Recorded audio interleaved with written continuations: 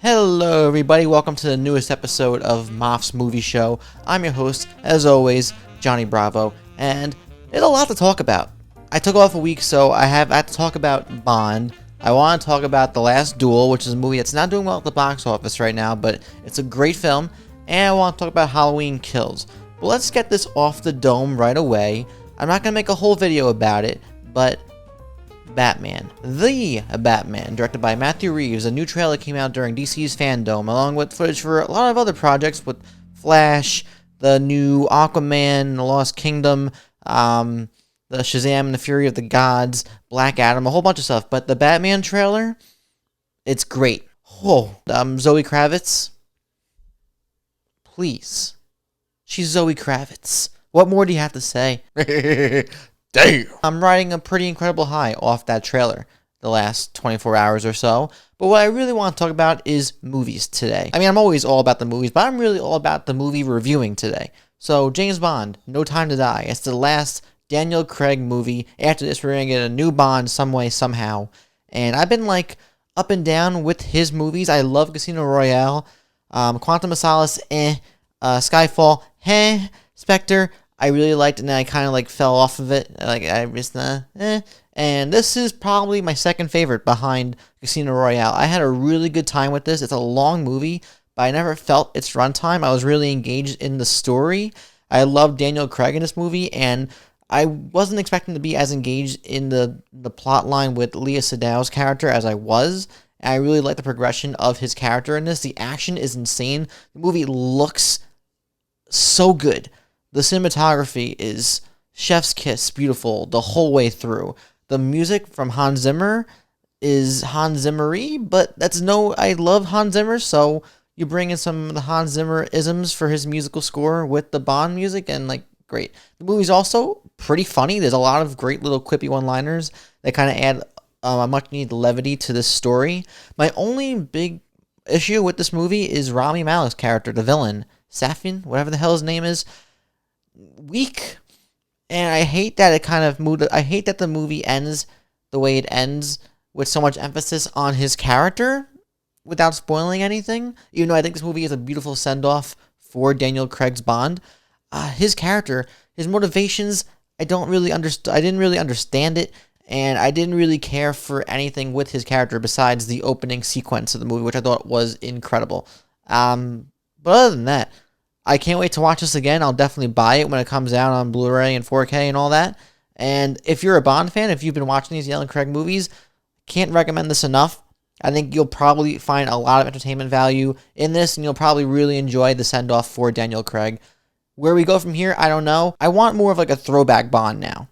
Something that harkens back to the Sean Connery, Roger Moore days with a more contemporary filmmaking standard. Lashana Lynch's character might turn some heads in a bad way, I'm sure, but in my opinion, I think she was really great in her little role. And Ana de Armas especially,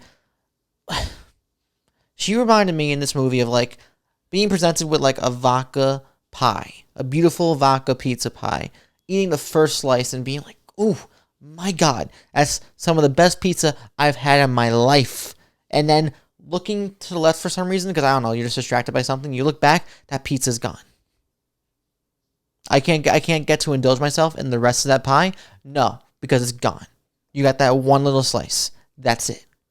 Deal with it. Next is The Last Duel, directed by the Ridley Scott, he's just pumping out these movies lately. He's kind of like a Clint Eastwood, where he's getting it to that point now where it's he can retire, but he keeps making movies, but he keeps making these movies, and the movies turn out to be pretty competent for his age. That's incredible. Martin Scorsese too. Good for these directors just going crazy at their ages. But yeah, what really got me curious about this movie, besides Ridley Scott directing it, along with Nicole Holofcener, this movie is co-written by Matt Damon and Ben Affleck, the Good Will Hunting men. Yeah, I mean, they've been good friends for years in Hollywood. They're the dynamic duo. And they won an Academy Award for that movie, and they come back here, and their roles in here couldn't be further from opposites. But the movie is about Jodie Comer's character, who it's her time to shine right now, guys. This is her movie, ladies and gentlemen, but she was in Free Guy 2, and she's in Killing Eve, the show that's getting a lot of acclaim, but this movie proved to me that Jodie Comer is going to be one of the biggest actresses of the 2020s. According to this movie, that's what I see. It takes place in the 14th century, and we get 3 points of view. A 2.5-hour movie. You get the point of view of Matt Damon's character, the point of view of Adam Driver's character, and the point of view of the absolute truth, which is really through the eyes of Jodie Comer. And it's kind of like a Rashomon situation where I don't want to spoil what happens, but Jodie Comer's character is caught in this nefarious act from Adam Driver's character after some commiserating and conversations and betrayals between people from different houses. And yeah, at the end of this, Matt Damon and Adam Driver have to duel each other to the death. This movie is long, and it can get sleepy. I can admit that. Even I was kind of like drifting off a little bit, but I was still thoroughly engaged regardless. And what really sold me on this is just not only is it visually spectacular, and Ridley Scott does a great job of really engaging you into this time period. I mean, between the actors we have here, I just really enjoyed the dynamic of the acting between these powerhouse performers like a Jodie Comer and Adam Driver, and really a Matt Damon, who I haven't really... every once in a while these days, like, he doesn't... like, he's always been a great actor, but I don't know, he kind of I've been a little cynical with his performances, but every once in a while, like a Martian, which was also directed by Ridley Scott, I kind of get wowed by how talented he can be when he's given the right material. I felt that way here, too. Adam Driver is always great, and I think he really adds here where people really like Adam Driver as an actor. He has a lot of charisma, and he has a lot of pizzazz, and like you feel the power coming from him, and to see him do some of the things he does in this movie kind of like inverses your perspective on him as an actor. He could be a little more shady, but also like you want to be charmed into his wits because like he's really good at playing both of those sides. And you have Ben Affleck, who I think he's the spice, he's the paprika of this movie, where you don't know what to really expect from a Ben Affleck in a period piece, but like he fits here as like this like crazy piece of levity, but he's also bringing like also an elevated level of drama to his role in certain moments. And he has like this ridiculous looking attire and aesthetic, but it works. The subject matter can get really dark.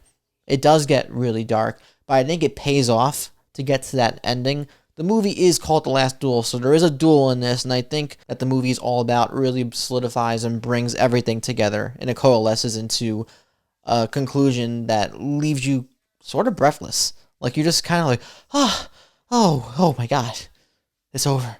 Oh, but the movie I really want to talk about this week is Halloween Kills, because it's been getting mixed reviews from just about everybody. And going into it, I didn't really know what to expect because people really enjoyed the first Halloween from 2018. And they thought it was a good mix of what we knew and expected from a John Carpenter continuation from the first movie, since everything else was retconned for this particular story. Getting Jamie Lee Curtis back, and people were excited to see where we would go from here story-wise. And it's pretty much just a story of Michael Myers is pissed off. The whole town of Haddonfield is pissed off.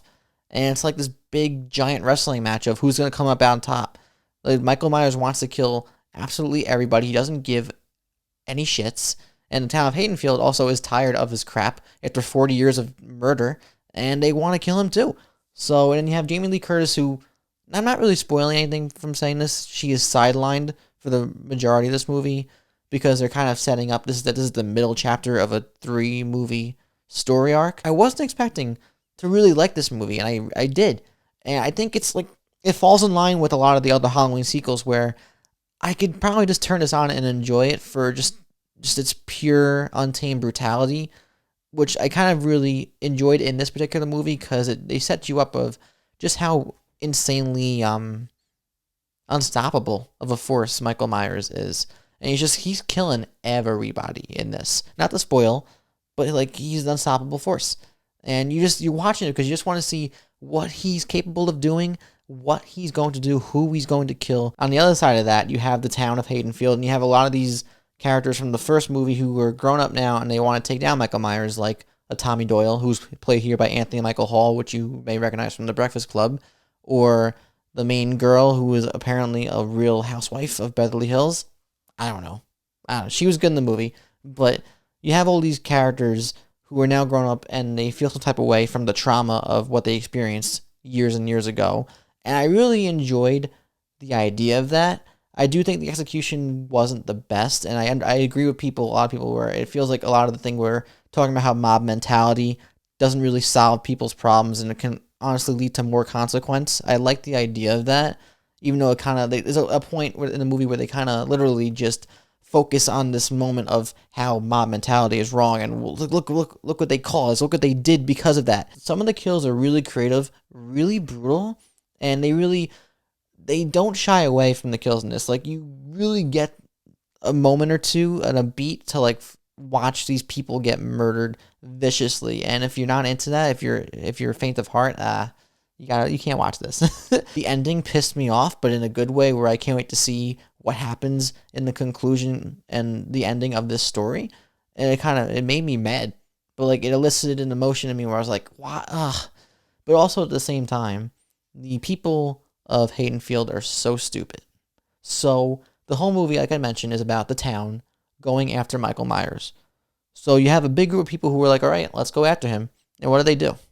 What do you think they would do in a movie? They split up into little factions, into little groups. And that does nobody any favors. But like even in the small moments too, people make weird decisions like, I'm going to go into this house by myself. You guys stay in the car. I'll be right back. We all know where that's going. But I think it kind of also, if you're a fan of horror movies, this is kind of like one of those cliches where I don't mind that in a movie like this, because it's what you expect. When you watch the old Halloween movies, when you watch 2, when you watch 4, 5, the Paul Rudd one, like they've gotten to the point now, even like Resurrections, like people hate Halloween Resurrections, but like the cliches also kind of make the experience more fun. Like, because you're like, oh, don't do that. No, don't be stupid like that. Like, it kind of adds to the overall experience. And I think, like, especially in a theater, when you're watching with other people, like, it makes it fun because everybody's reacting at the same time as you. I'm not going to spoil, but the way they tie in to the first movie, I wasn't ready for that. I wasn't expecting as much emphasis on the first movie as there was in this. I thought it was literally just going to be a straight up takes place in 2018 on Halloween night. But they do a lot more than that, and how that was executed, I actually really liked. But I think, yeah, people wanted something different from this, and what you got was something that was more in line with what you saw in the sequels to the original Halloween movie. And I didn't mind that at all. I think it brings you into the holiday season. It has social commentary in there. Sometimes, in moments, it literally stops the movie to focus on something, and that could deter from the experience. But overall, for me, it doesn't deter enough from overall, because they really have a great time, entertaining time, showing what you came to see, which is basically Michael Myers in the middle of the ring. If this is WWE, Michael Myers is like Kane in the middle of the ring, and it's a Royal Rumble, and people keep coming in to try to take him out, and Kane is just throwing everybody over the rope. Nobody can stop him. Nobody. But yeah, that's pretty much it.